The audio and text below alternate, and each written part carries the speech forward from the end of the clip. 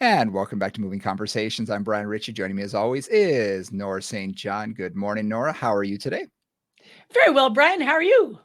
Doing good, doing good. Yeah, everything's going good back in the saddle, so to speak, after our trip out to Phoenix. So yeah, Yeah, everything's going good. nice. Clients treating you well? Did they all miss you? Oh, horribly, horribly. No. Yeah, it's always interesting when you're away for 4 or 5 days. You come back and for some reason you have an experience and you're Yes, slightly changed. Even yes, the slightest bit, you're yes. changed. You come back, nothing's changed. Everything's Nope. exactly the same. It's kind of like, oh, yeah, this is just how I left it. Okay, just a little bigger stack of stuff on the desk. Yeah, The parallel universes, right? Of the travel universe and the back home universe. exactly. Yeah. Exactly. Yeah, we're going to have a lot of that this summer. Absolutely. No, both of us have got a lot of ins and outs and traveling to do. It'll be Yep. interesting. It feels like it used to feel in the pre days, the before days. I was A thinking little that. bit starting to feel like that. Well, what's funny is at the beginning of the year, I have a whiteboard here and I take off all the dates for all my teaching for last year because I keep everything up so I can Right. always see what I've done. Yeah. I erase it all. And then I look at the blank board and I sort of get depressed. I'm like, oh man, Mm. I don't have anything planned yet. Oh, poor me, poor me. And then things start filling in, and Yeah, now I'm like, oh yeah, wow, this summer is going to be a busy summer. exactly. I This is going to be a know. very busy summer, which is Me too. I good. think I It's got fun. nothing happening. Oh, yes, I do. Yeah, we got a few things happening. Indeed, indeed. So, with that in mind, a little bit with that in mind, we're trying to figure what to talk about today. Yeah. And we've been talking a lot about all the guests we want to have on and kind of new things we want to explore. But one of the things I realized we haven't done, particularly as regards Brian's background, so there's a secret agenda here, is just where, like, how we learned what we learned, Mhm. how you gather the information that is useful to become a teacher, to become a movement professional. How do you like? Where do you get that from? And how did both Brian and I in different ways come to where we are, which is Mhm. just loving what we do, totally passionate about it, have careers that are extremely fulfilling, and kind of how did we get there? So a little bit that was kind of our thought to give a little bit of inspiration, a little bit of thought for you, maybe inspire you to go out and really dig into some things you're interested in. Yeah. It's interesting when you talk about, who influences us because everybody that I meet, everybody that teaches me anything goes sort of in that pile. And I have countless teachers. Now, Yeah. some are much larger portions. I mean, if it were a pie graph, there are some that have huge wedges, Yeah, obviously, and then they're and little. some slivers, just slivers that I That's learned a from great here image. or there, a little bit. But every single person that I come in contact with, I like to learn something from them. And I think you're very similar. We talk to someone and I find them fascinating. And they Mhm. could be any job. I Yeah, tell a story. I was at a party once, and it was one of those. Forgive me. It was a boring party, Washington D.C. type. Everybody was trying to outdo each other. What wines they buy, all this kind of stuff, and that's not me. That's not me yeah, whatsoever. yeah. And there was someone quiet sitting in the back porch, and I walked over to him and I introduced myself, and his name happened to be Brian as well. And I'm like, oh, so what do you do? And he says, I'm a professional drag queen. Okay. And immediately I was like, "You're gonna be my best friend tonight." Exactly, let's talk. How I does was this like, work? "This is awesome," because when do you get a chance to discuss, talk, share? And he was so happy that anybody was willing because he was just one of the neighbors and didn't Yeah, really fit in. And to me, it was like, "Wow, you are the most interesting person here exactly. by far.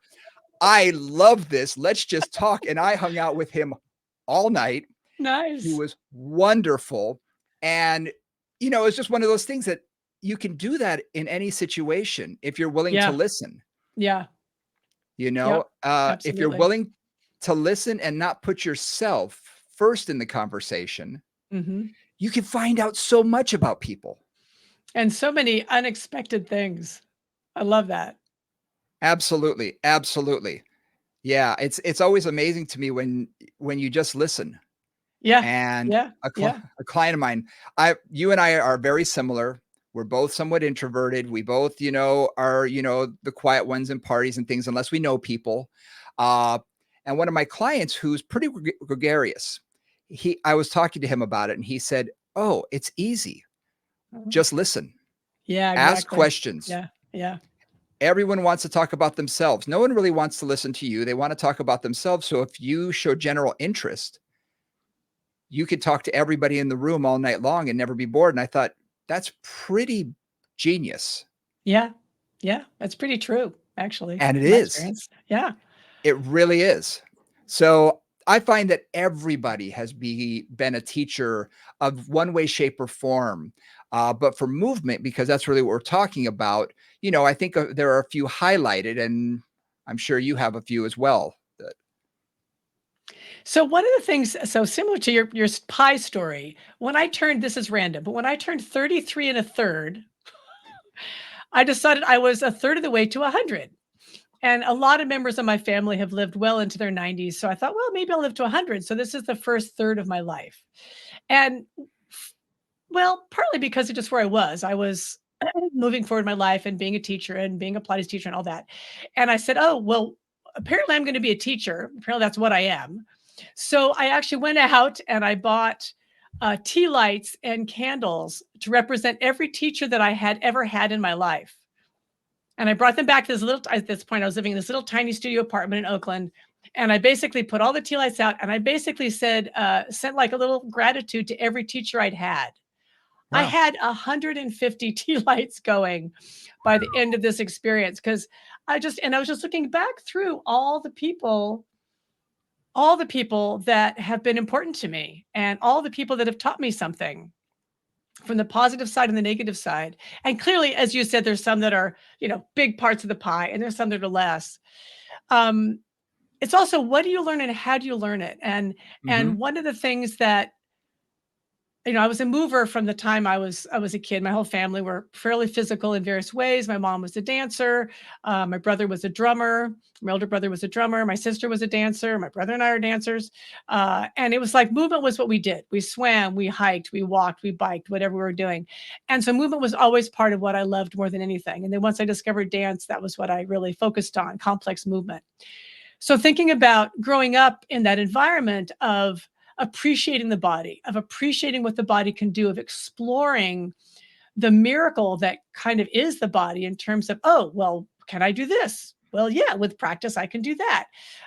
That's really where I started was just this intrigue about what the body's capable of, what its Mm, potential is. nice. Nice. Yeah.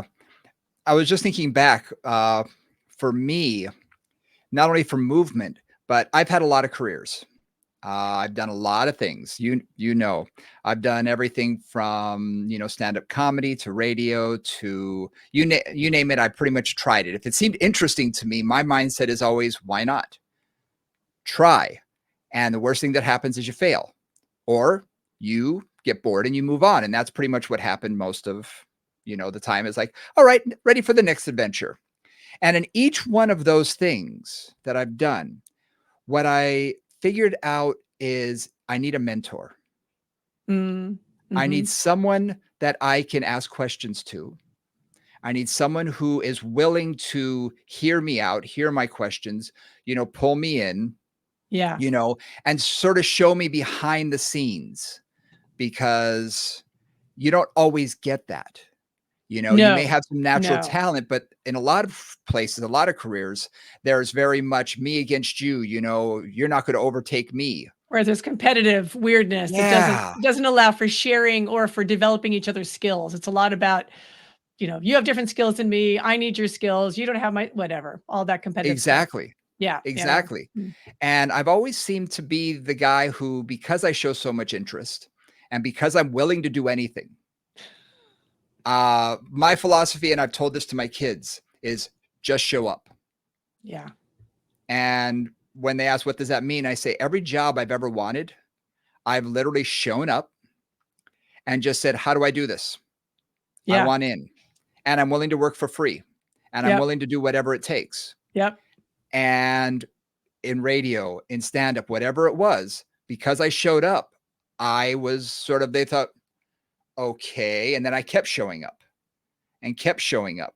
And eventually, when a position is open, they look at you and they think, "Well, he's shown up. He's He's sort of still has here. learned. He's still here," that I get my foot in the door somehow. And I've done that through just about every job I've ever had. Mhm. And that has always worked for me in general in life. So yeah, and when you do that, there's usually someone who's willing to say who sees that there's a kinship usually, but Mhm. beyond that, that there's someone who's hungry. Yeah. Yep, there's And if someone who's actually engaged. yeah, and who Yeah. really wants to learn. Yeah. And that's the person who's always sort of said, "Okay." And I'm always someone I've told the story, uh, to a bunch of clients before. When I got into radio, the person who took me under his wing was actually one of the best voiceover men in Hawaii, and he actually eventually went to Japan, to do anime. He's an amazing voiceover work, uh, and he gave me a commercial to do. I had just started, and I was actually getting paid, and he gave me a commercial to do, and I did it in a wild, crazy voice. And in a big meeting, we had a big meeting with everybody, all on-air talent, salespeople, everybody. He played it. And he looked at me and said, "This is one of the worst commercials I've ever heard." He looked at me and said, "But I got to give you so much credit for the cojones you had to just go for it." And that's what won me over with him. He said, "See me after the meeting."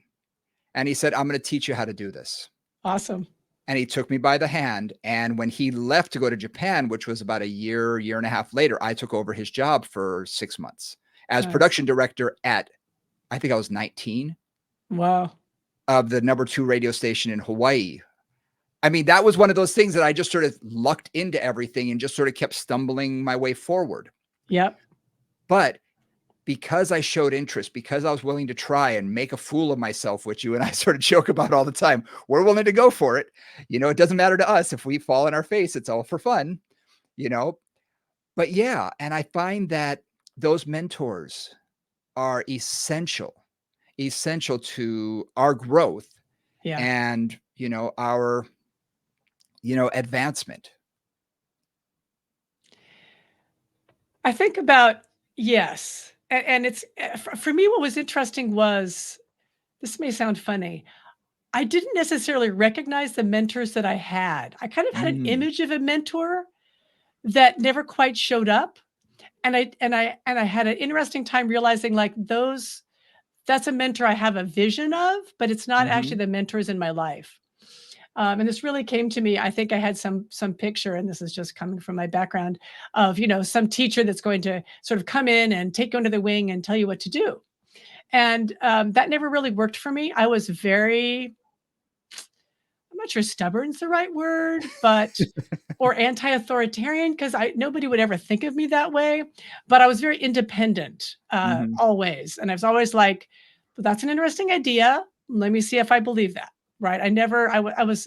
I say this about a good friend of mine who's a wonderful teacher, but who's also a wonderful student and a wonderful disciple, and has worked with many mentors over the years, and literally just sits at their feet and absorbs absolutely everything from them in a very, very open-hearted way, and then makes it their own, but really does the absorbing first.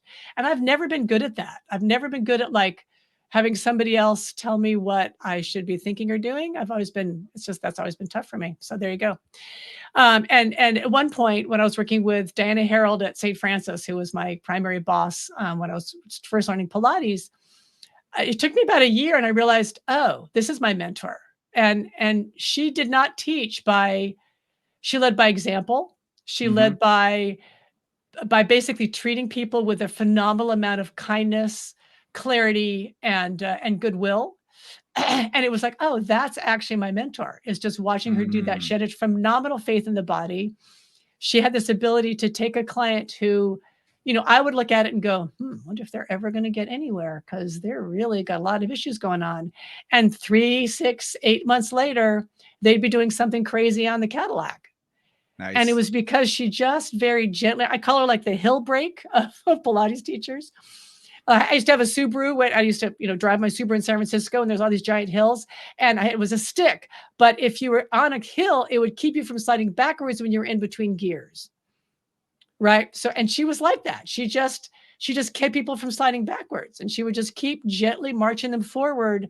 Again, not with force, not with will, not from power, but really just from kindness and good-heartedness.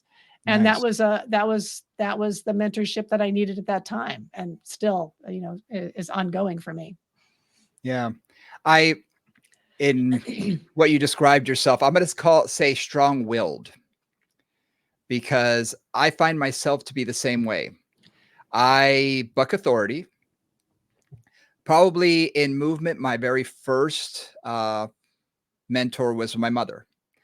She was one of the top personal trainers and eventually became one of the top Pilates instructors in Hawaii. She had her own studio. And brief, how I got into this was I was always interested. I grew up very overweight. I was a big boy, 420 pounds at one time, and lost the weight, got into fitness, working out, all that sort of thing. And if you've ever been around someone like your parent, you sort of absorb around the dinner table things. I absorbed the gym without even knowing it. So first time I walked Mhm. into a gym, I felt comfortable. I felt, yeah, I know what to do. Did I Yeah. really? No, but I felt like I did because she always talked about it. So it felt comfortable. It didn't feel, It wasn't foreign. foreign. No, it Yeah. wasn't alien. You're comfortable, And which gives you the base to be confident. Even absolutely. even if you don't know what you're doing, it's like, okay, at least I got this. I'm okay, and I can move forward. Exactly. Yeah. And she injured herself. She went on vacation. First of all, Hawaiians, we're not supposed to ski. That's number one. Every adult that's learned to ski from Hawaii that I know has injured themselves. She decided to go skiing one year and tore every ligament in one of her Oh knees. god. Her whole lower leg did like a 360. It was Oh, horrible. not It was good. bad, real bad.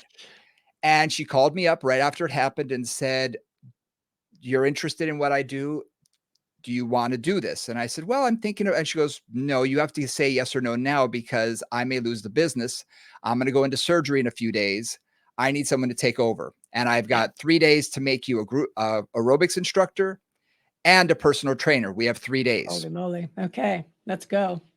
And yeah, so we did it. And I worked with her clients and, you know, you've met her before. She's fairly strong-willed as well. So she was back as soon as she possibly could, and basically I became her hands. And so my hands were on the client, correcting form and things like that. And she really taught me. And I found that I had an intuition for the game. And and she said that immediately. She said, "You have to trust your intuition because you've got it. Not everybody does." And in mentoring other people here in my studio, I've realized that some people just have it, and other people, as much as they want it, it doesn't come natural to them. So I got lucky. I sort of stumbled into this career, backwards because I was floundering in school, didn't know what I wanted to do.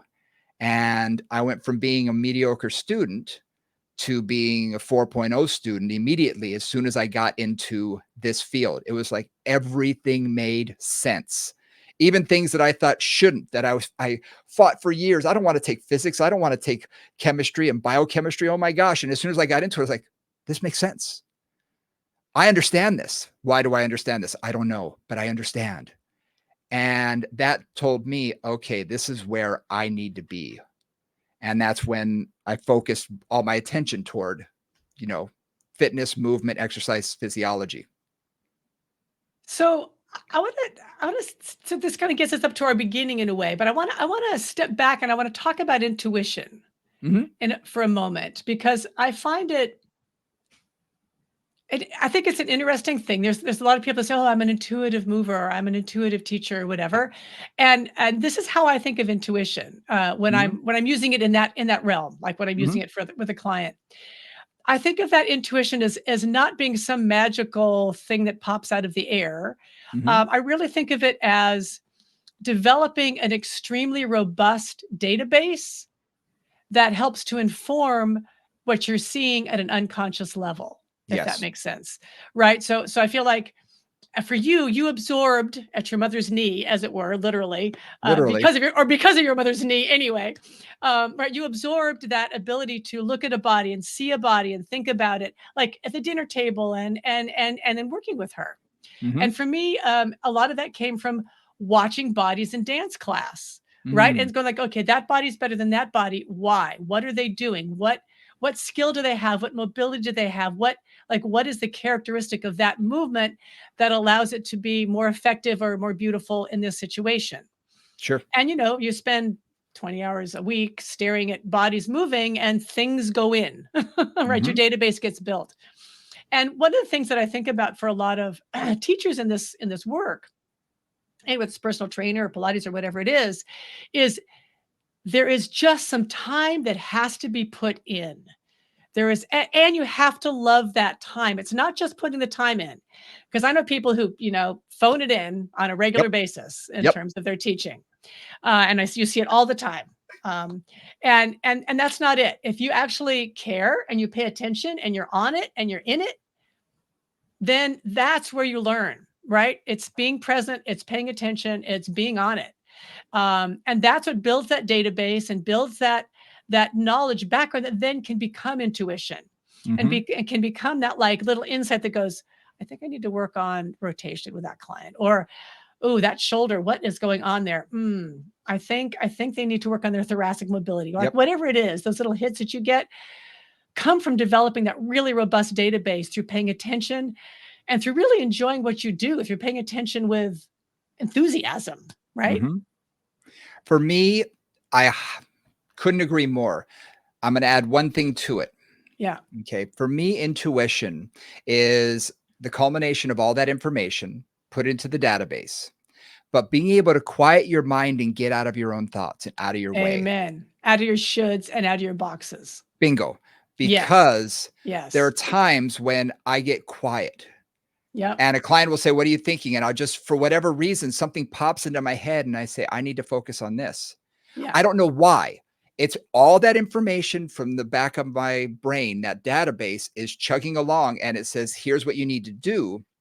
And I don't always know at that moment the reason why, Yeah. but I trust that little voice that's whispering to me, "Focus on this." I had it happen this morning.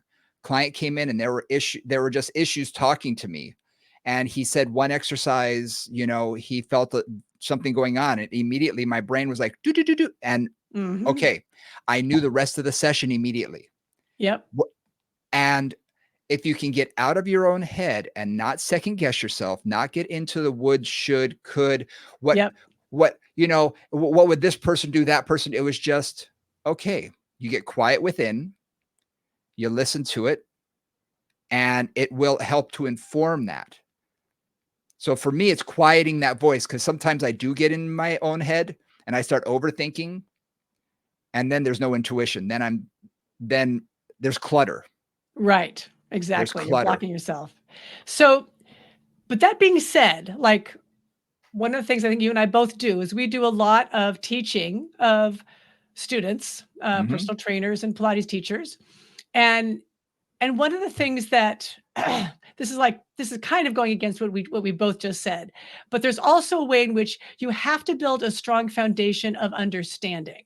Yeah. So there is some basic fundamental, this is how the body works, this is what anatomy does, this is what this movement will do for you, these are what these movements are, this is good form, this is good posture, or at Mhm. least this is better posture than that, because there's always debates about what's good posture, whatever.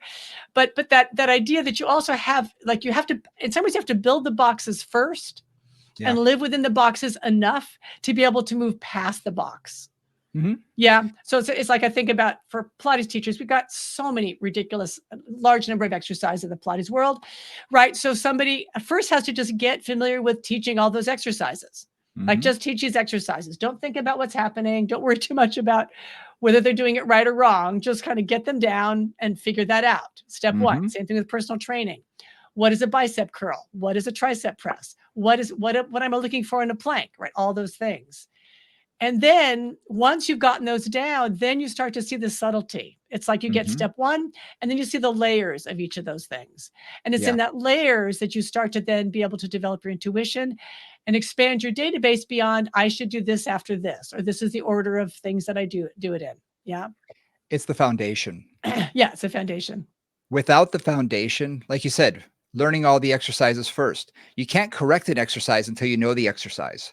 Right. And you can't, in my opinion, you can't properly correct an exercise unless you've done the exercise. You know how it feels on the body, you know what's working, you understand, from your own body's perspective, what went on.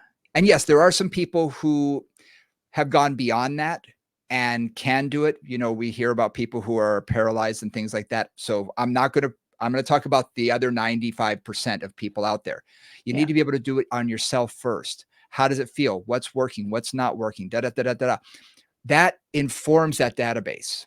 It Yes. builds up that foundation so that when you have all of that together, then you can make those intuitive, choices and come from a place of solid background. It's not guessing then, because some people say, oh yeah, I train by intuition.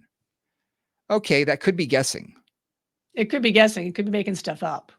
Right. Or it could be genuine. Like, I don't know. Could be. And without knowing the person, I don't know any of those things. Exactly. So, in terms of how you developed a lot of the skills you developed, I Mhm. know you went to school, right? So you Mhm. got your degree in one of the many things Chemise. they've Yep. called it over the years, right? Exactly. Physiology, movement science, Yep. sports Yep. medicine. Like, there's so many names they've called that over the years. And then you also, and you learned on the job a lot. You did a lot Yes. of just putting the hours in at the gym. Yep. And then you also went through this whole program of the medical exercise specialist Yep. program. So talk Yep. about how that maybe informed what you did or added to what you did. I would say that was probably how should I put this? When working at a gym, you see most of the people you're going to see at a regular typical gym are going to be the back then about 90% of the people who had no injuries, who are just coming in to work out. Yeah. And what I found was that through my mom's facility, we had a lot of injuries that we were working with. A lot of people coming after physical therapy and whatnot. So I learned a lot without knowing what I was doing. I kind Yeah. of learned without Yeah. knowing any background about it. But Yeah. that's Yeah. okay. That's how I started. And then I was told, here's a program, the post rehab conditioning specialist program. You should do this.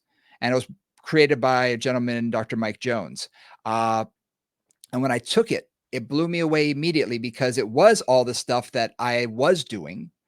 It gave me a reason that I was doing the things I was doing and told me a few Yeah. of the things that I didn't know. And I thought, oh man, I got to change that. Okay, I was making a mistake there. So it Nice. guided me. Nice. And that was sort of his first step. It's the American Academy of Health, Fitness, and Rehab Professionals. And that was sort of the first certification. Then there was the medical exercise specialist. And I went to Toronto and I did a 5-day course with him and really got to know him and really got deep into the program and went out afterwards and started practicing on my own. A couple years later, did the program again. It came into town and he asked if I'd be interested in just assisting. Sure. And I found that by doing the program again, after having a few more years of background, Yeah. of practice, I learned Yeah. a lot more. I Yeah. was like, oh, wow. And I asked him and I said, wow, you really changed. You taught a lot more. And he laughed and he said, I've been teaching the same class exactly for the past so many years. I said, really? Yeah. And You're able to that's take in more. bingo. Mhm. Bingo, because I was like, Yeah. "Oh, based on all those clients that I saw in the meantime, I built up my foundation much further so I could apply different knowledge that he was giving me." Yeah. And, I eventually began teaching for him and teaching, that was years ago. And, he really did help me a lot become, in my career, what I was. Uh, and also as a teacher because he allowed me to go out and teach his information to help him go out there and teach. And much like, in balanced body and Pilates land, you become a master instructor. I was one of the few master instructors that he trusted, and I appreciated that. And eventually I went out on my own and I developed my own style techniques. I worked with Balanced Body and all that sort of thing. But he was sort of that next line for me that was, okay, he has a lot to teach me. Yeah. I just need to listen and absorb as much information as I can. And that was really important. So sometimes how I see these things is, and this is how I learn anyway. This is just my particular style. Is I find that I gather a bunch of data, and then I look for the structure that makes sense of it. Mhm. If you want to put it that way. So it sounds like you had the experience, and I love what you said about how you took the course and it structured your understanding. Is that a Yeah, way to put that? Like absolutely. sometimes a course just gives you the structure to put the information you have in boxes that make more sense. Yep. Right. So it's kind of like that information that's floating around in your head in this sort of amorphous form suddenly has like some structure and some clarity to it. Yep.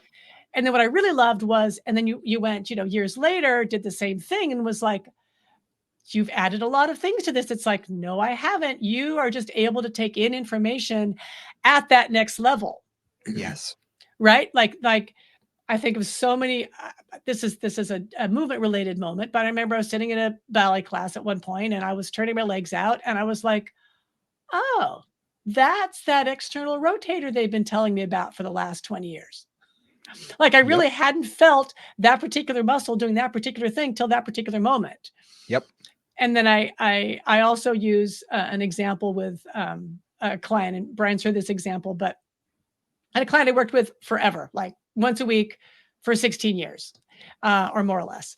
And at one point we're working on her hip flexors. From the moment she came in, she had hip flexor pain, anterior hip flexor pain on one side. And I was trying to get her to basically kind of soften the front of the hip and allow the hip to flex without using the superficial hip flexors. That was kind of my goal. Okay. 16 years later, 16 years later, once a week for 16 years. Okay, that's 50 anyway, a lot of sessions A later, lot. a lot. I was having her do a sort of actually a resisted hip flexor exercise on the trap table, I believe. And I said, okay, just like imagine that instead of like hinging at the hip, that you're going around a pulley. Just imagine like it's like a pulley. And she said, why didn't you tell me that before? And it's kind of one of those things like you look back over all the times you've tried to say that exact thing.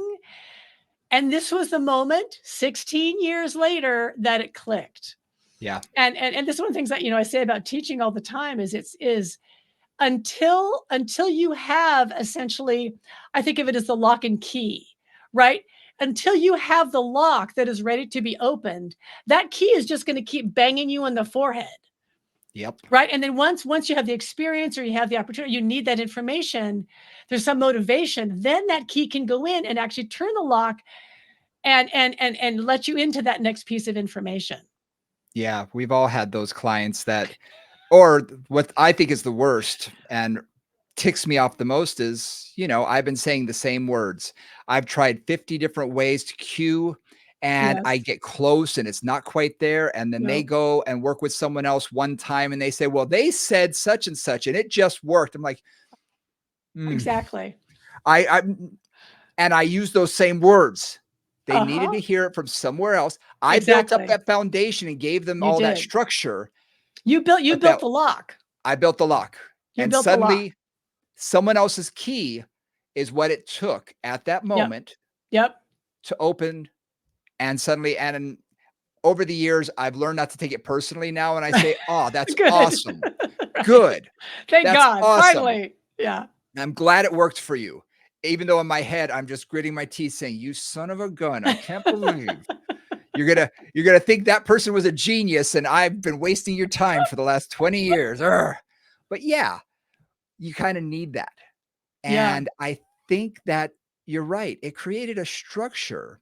This program created a structure that I needed because, like you said, I had been working with all these clients that had these issues.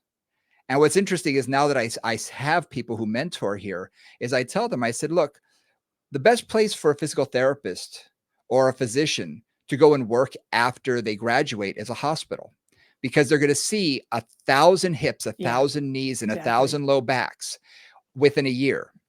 And they're going to get those reps. You know, if you're in a Yeah. private practice, you're going to see the same few people Yeah. each week, Yep. and you're going to get really good at a few things, but you're Right. not going to have that repetition that you Yep. would in a clinic sense. Well, I say working in my facility, we see so many of everything that I say you're going to get that experience on a movement basis from either Pilates or personal training, because we see so much here. And Yeah. you're going to see low backs, you're going to see shoulders, you're going to see knees, you're going to see hips, you're going to see all of this. And, you know, after a few months, they're like, oh my gosh, you're right. Everybody's got an issue. I was like, yeah, that's why they come and see me, is Right. because this is what I do. Yep. And, you know, I'm not a physical therapist. I'm just helping them manage their condition with exercise, you Yep. know, and that's what the medical exercise specialist did for me, was give me that structure to build upon. Again, that was my foundation. Since then, I've built upon it a lot more. I've done a lot more research. I've put a lot more into that bucket, Yeah. Yep. you know, Yep. and the Mike, Dr. Jones, he said, you know, when you have, you know, when you're first starting out, you're given a bucket, Yep. and then you're given like anatomy, some of the basics, and those are Yep. rocks. Those are big Yes. rocks. You're going to put those Yes. into the bucket. Well, the bucket's full now. Well, eventually, you know, something else comes along, more information. Well, your bucket's full, but now you have pebbles. Can you fit the pebbles in there? Absolutely. So pebbles are now Mhm. going in there, taking up space. So you're building upon that original information. And then can you put more in there? Oh, even smaller pebbles. Oh, even smaller stones. They'll fit. And eventually, after everything else, and at the level I think that you and I are sort of at, is when you're adding sand, where you're Yeah. filling in all those nooks and crannies of all that information that you've spent a lifetime acquiring and bringing together. And now we're filling in all the gaps, and we're wanting to learn more, because that's going to fill in a gap that we didn't even know was there. Exactly. Exactly.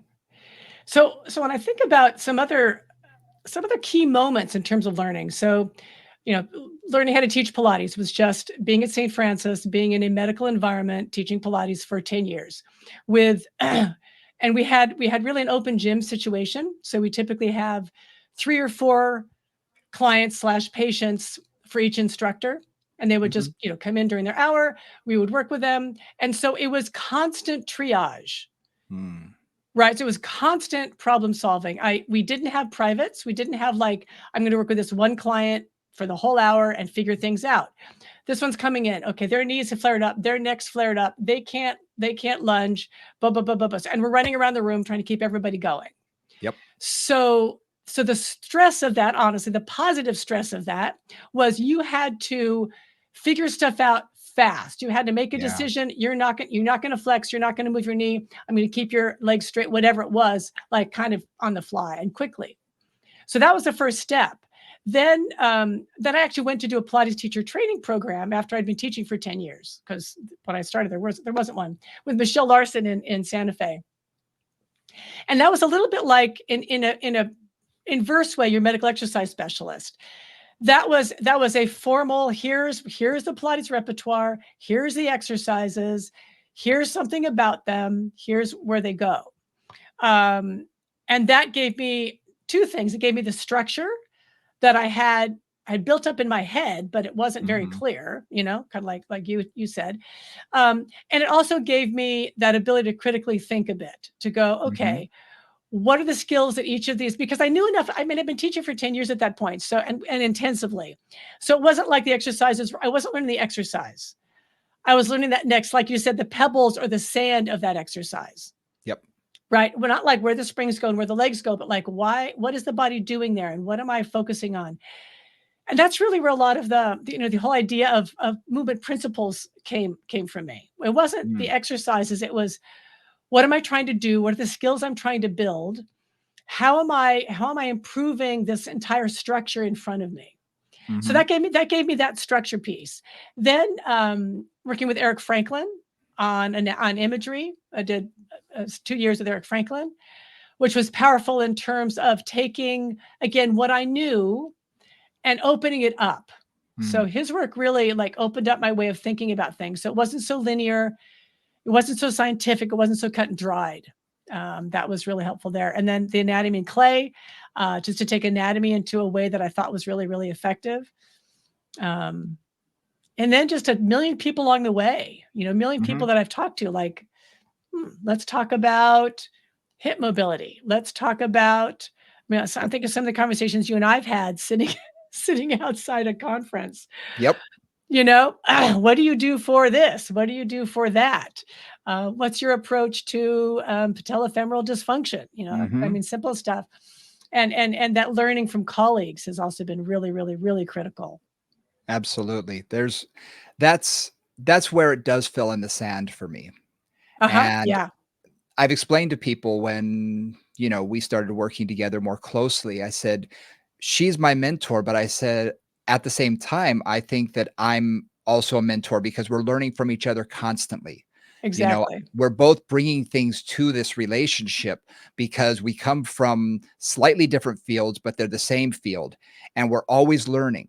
And if we're receptive for learning because we want to, and I remember some of our first conversations sitting, down for, we're going to sit down for an hour, and like 4 hours later, I we're know looking at our clock going, "Oh, we it's just dinner couldn't time." stop. Yeah, we got to go. Yeah. Or, "Oh, I have to teach a class. Oh, I have to do it in 5 minutes. See ya." You know, Bye. yeah. And that was the sort of thing that was like, wow, a kindred spirit, but also someone that I can learn from. Yeah, And both those ways. people are, I want to say countless, but at the same time, over the years, I've created sort of a funnel. When you Yeah. first start out, there's a lot of them and you're learning from everybody. Yep. And I think you realize sometimes that some of them are full of it.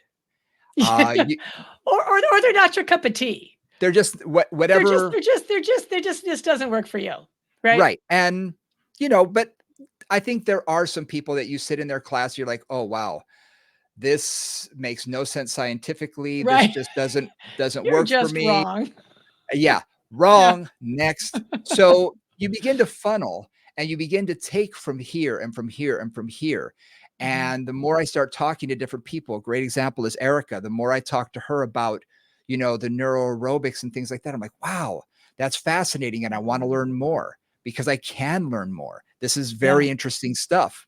Yep. And another reason why I want to have on guests because I want to learn from all these people. And I'm going to tell you right now, there are probably going to be some people after we've interviewed. I'm going to say, you know what? I'm not exactly sure that was 100% my cup of tea, Right. but it's interesting information.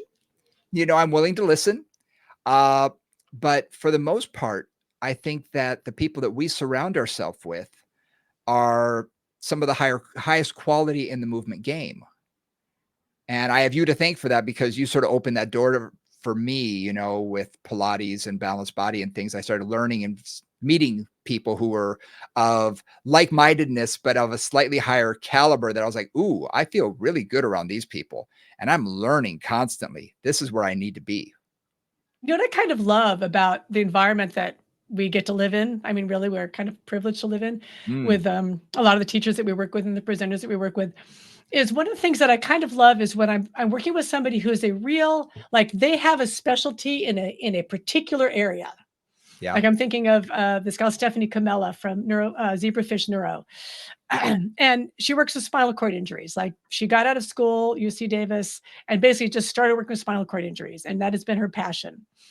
So her like where she and I over there's a lot of places where we overlap in terms of our understanding, and then she has got a whole nother understanding of the nervous system, how the nervous system is affected by a spinal cord injury, the uniqueness of each person's experience with a spinal cord injury, how you stimulate the body, both the nervous system and the myofascial system, if you will, to make a change. Like, Mm, so talking to her is just it's taking what I do, but it's through a different lens. Like yes.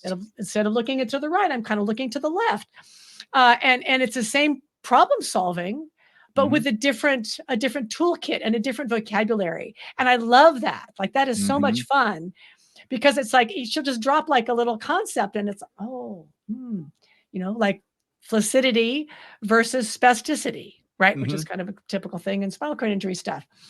Those things that we don't run into in ordinary clients, but that idea of muscle tone having a broader expression than just one is like, yeah, like some of my clients are like super, they're not spastic because that's not what they are, but just super like tight muscle tone.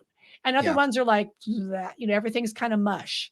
Yep. And so those learning from people that have very strong specialties in particular areas, and then taking that into how I see the world has been incredibly valuable so many times. Yeah. I remember a time when I was applying for a job, and the person actually pulled me aside, and they had there was this questionnaire, and it was a very intense, like 10 pages. I would remember, it Well, was long. And one of the questions was, what is your style of teaching? Are you a mm, cheerleader? Are you a mm. psychologist, or are you a drill sergeant? And I circled all of them, and I said all of the above and none of the above, depending on the client. Yeah, absolutely. And that really let me, and I had never put it into that context before. Sometimes you have to Yeah. be asked the question before you realize, what your answer is going to be, obviously. And I sort of sat there and I thought, yeah, everything depends on the client in front of me. And as a teacher, everything depends on the students in front of me. Because as you've discovered, sometimes you're teaching a course and you're getting no feedback, and something's not clicking, something's not working. You got to change gears. Well, with clients, it's the same thing. Yeah. Sometimes it's just not clicking, and you got to change gears really fast and be able to get them on track as quickly as possible.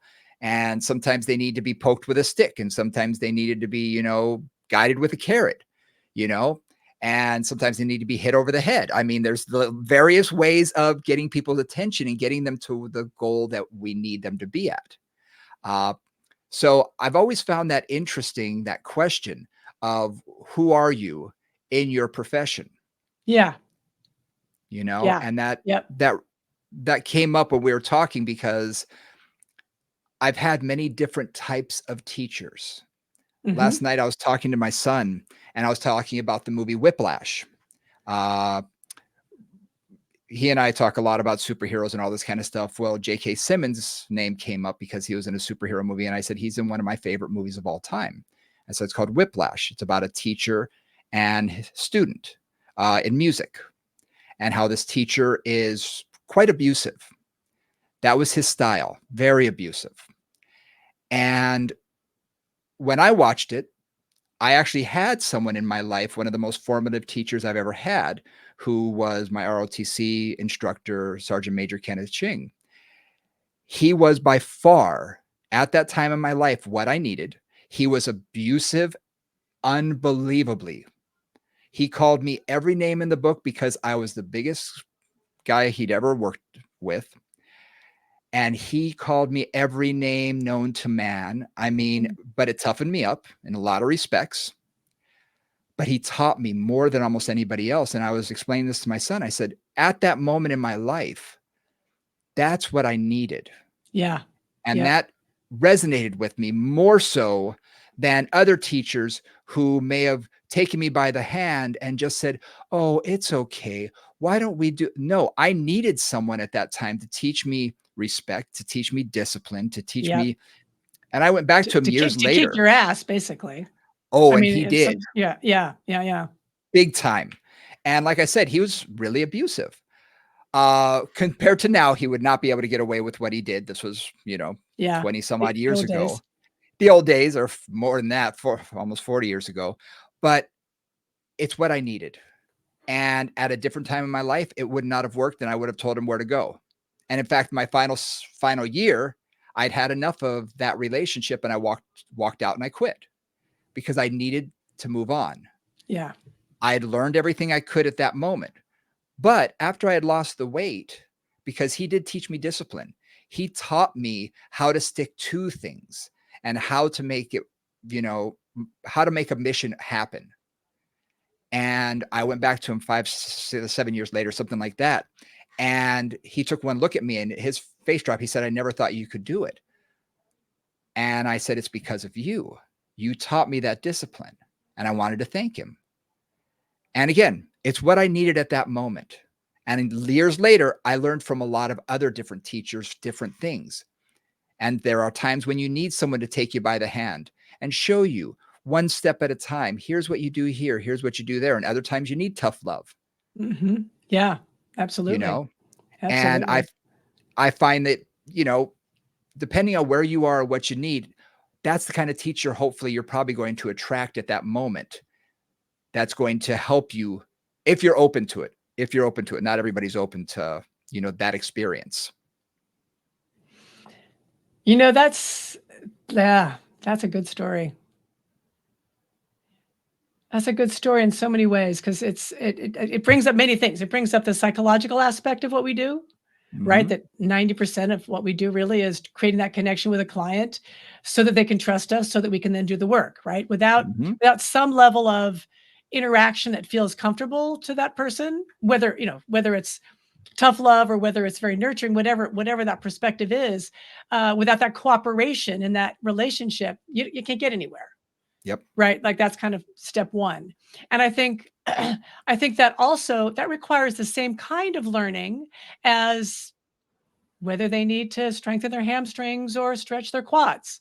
Right? It's the same kind of learning. It's understanding those personalities that walk in your door. And, Mhm. I'm sure for you too, I've gotten much better within that intake moment, right? Those first 5 minutes of the intake. Yeah. I kind of have a strong sense of their personality and which way I need to Yes. show up to match that personality in a way that's effective. And obviously you refine that over time. Yep. And that flexibility, right? Create that flexibility. So you can be the drill sergeant.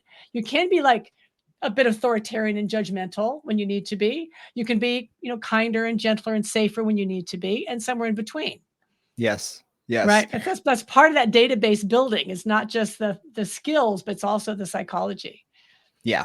And we all have our language. And Yeah. depending on the client in front of me and what they need, I have one person who wants more of that drill sergeant. He wants to just be told. And there are times when I'll say, well, that just sucked. And I Right. would never say that to, I'm thinking of No. other clients Right. Like where like I you would wouldn't just say, ever do that. right. I just say, Let's try that yeah, again. Let's do not what I something a was little different. quite looking for. Let's Right. adjust this, and Right. I just call like I see it with him. He's a golfer. He wants to get his, I gotta Yeah. do this, and he doesn't want to waste time. So if Yeah. it's bad, tell him. Right. And Exactly. we Move have on. that relationship.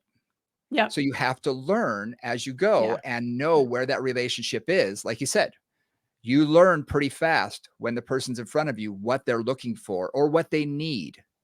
Well, you Because sometimes try. you try. So And well, so again, you comes out learn. to intuition too. You learn over Exactly. time. You learn over time. Like, okay, this person I've got to do this with. Yeah, Yeah. exactly. Exactly. So it is interesting that we have to modify our teaching styles, Yeah, you know, absolutely. and I find I'm sure you have to do it. You've mentored 1,000 times more people than I have. Uh, but I've had a number of interns come through here and a number of people who start, and I tell them, look, you may have your degree, you may have an advanced degree. This is going to be your PhD because you're learning on the job. You're going to learn with real bodies. This isn't Yeah. conceptual. This isn't Yeah. theoretical anymore. This Yeah. is real bodies, Yeah. and you can hurt them. Yeah.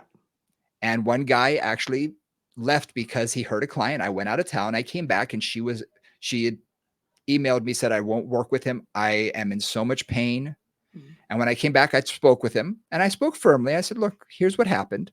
And he Uh-huh. couldn't accept the fact that he had hurt somebody because he Oh, thought he was doing all the right things. And again, I said, this is a learning experience. yeah. But he had a hard time. He eventually became a physical therapist. He went back, Mm. he went to Howard University and became a PT and has done very, very well. But at that moment, he couldn't take that feeling that he did the wrong thing, and I needed to be able to tell him at that moment. And again, as a manager and as a mentor, I have to do it just right because you say it too harshly, Yeah. you could lose them. You say it Yeah. too gently, they don't get it.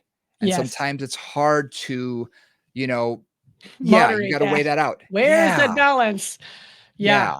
Yeah. Yeah. And it Exactly. can Where be am I going to challenging. not crush their spirit, but tell them something challenging, right? They need to Yes, hear this. Yeah. absolutely. Absolutely. And I think we've all been on the other side of that before, Yeah. you Absolutely. know, when someone's told us, what we don't want to hear necessarily. And how we take it is how we grow. Yeah. Absolutely. Yeah.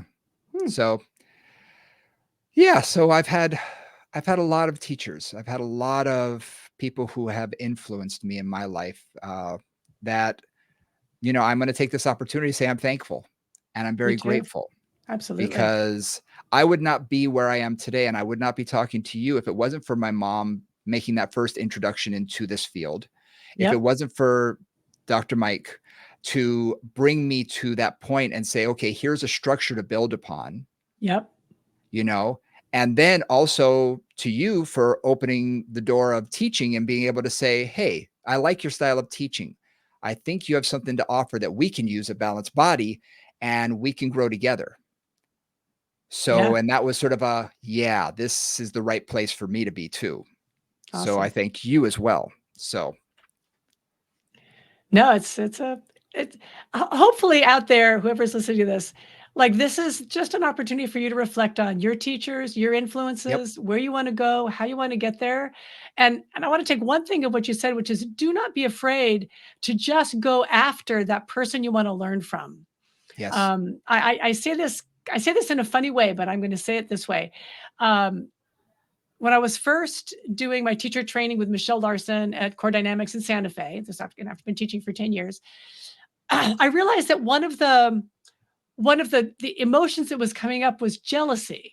Not in a bad way, not like not the green-eyed monster jealousy, but like I want to do that. Like I saw what she was doing, I liked her Yes. teaching style, and it's like I want to do that. Hmm. And so, so then I basically went, okay, that's what I want to do. Like it was clear to me that I want to start teaching. I want to figure out how to do this. And that's where I then started to put my manuals together and started teaching at Turning Point and going on from there. But a lot of it was then really watching her teaching, watching not what she was saying, because that was not the news, but how was she bringing it across? How was she getting people involved? And I still, most of the presentations I watch, I'm not looking for content. I'm looking for how are they teaching? How Yeah. are they engaging? Are they engaging? What's working with that? And so hopefully this will just encourage you guys to go out there, and if there is somebody you want to learn from, go learn from them. Like, Absolutely. find a way to if something really intrigues you and it makes you hungry, go find a way to partake of it. Many people in all both of our worlds love to have students come and work with them, and a lot of us are teachers anyway. And just go out there and find that thing that really lights you up, because that's what's going to keep you happy. That's what's going to give you what you need for the rest of your career. And don't be afraid to ask for what you want, Yeah, because the worst thing that happens is they say no or not at this time. yeah. That's the worst thing that can happen. The best thing is, all right, let's do that. Or Let's do this. let's start down the path. If now Yeah. isn't the right time, if like you're not ready yet, but I can help you find the way there, right? Yep. Jump on, man. Jump on it. That's how Absolutely. that's how that's how you grow. Yep. Absolutely. Absolutely. Well, hopefully you guys learned a little bit about our past and, our teachers. And like you said, I hope you were able to ruminate a little bit about the teachers from your past that, you know, inspired you, helped mold you. I think, in creating the body, I always say it's like taking a big piece of marble and chiseling it with a toothbrush. It's going to take a long time. Yeah, But you absolutely. know what? It's the same thing with us in our careers, Mm, because you meet someone else and suddenly another shape is taking form. You meet right. someone else and learn something else and another shape is taking form. And maybe what you saw that piece of marble being at 10 years ago looks different today than you thought it Absolutely. did. Absolutely. That's okay. Those teachers have helped shape who you're becoming and who you've become, and hopefully who you want to be in the future. So hopefully we've, you know, let you think a little bit on that. Yeah. Yeah. If you have any questions that you'd love to have us answer, or reach out to us, reach out. movingconvos@gmail.com is the best way to get in touch with us. We're on our social medias. We're doing more and more on social media, so keep our eyes open on that. Moving Convos on Instagram, Moving Conversations on Facebook. And if you go to the show notes, you're going to see Nora's and my personal socials as well. So hit us up, subscribe, hit all the buttons. Check us out on YouTube. I think that it's really interesting. I actually was watching the one with Erica. It was fascinating to watch all three of us. And I thought it was pretty cool to have an opportunity to see facial expressions and things like that. So check us out on YouTube as well. And until we see each other next week, for Nora St. John, I'm Brian Ritchie. We'll see you then. Bye, guys.